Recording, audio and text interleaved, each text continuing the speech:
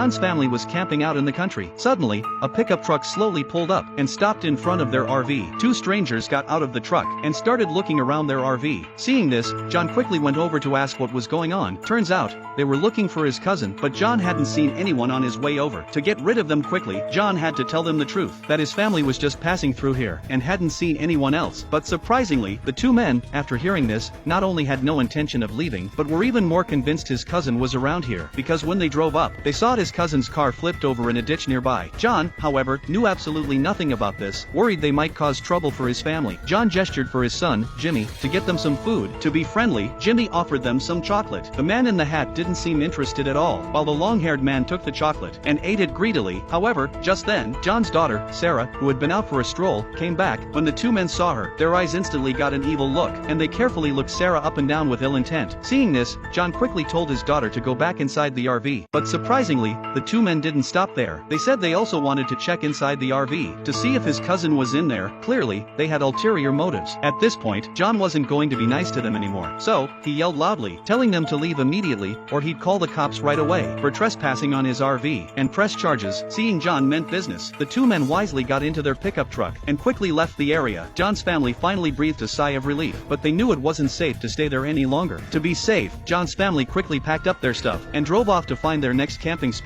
But wouldn't you know it, not long after they drove off, they saw that familiar pickup truck again. It was blocking their way. John's family's hearts instantly jumped into their throats, trying to turn back. It was probably too late. In this situation, John could only pretend to be calm and pull the car over to see what these guys were up to. Soon, there was a knock on the window. Seeing this, John quickly rolled down the window, pretending to be friendly and greeting them. The long-haired man then said his car had broken down and hoped they could help him out. His wife, hearing this, immediately panicked. She quickly grabbed her husband's hand, urging him to get out of there fast. Seeing this, to ease John's family's concerns, the long-haired man suggested the man in the hat ride with them in their RV to go to the nearby town for help, while he stayed behind to watch the car until they returned. Well, then, John didn't feel right saying anything more. After all, with the man in the hat alone in the RV, even if something happened, his family had nothing to fear. Then, he let the man in the hat get into their RV and quickly drove towards the town. Since the man in the hat was familiar with the area, he volunteered to be John's family's guide, and through conversation, they learned that his great-uncle's house was nearby. Although this place was pretty remote, his great-uncle lived a very happy life because he had two dutiful and sensible granddaughters who always kept him company. Then,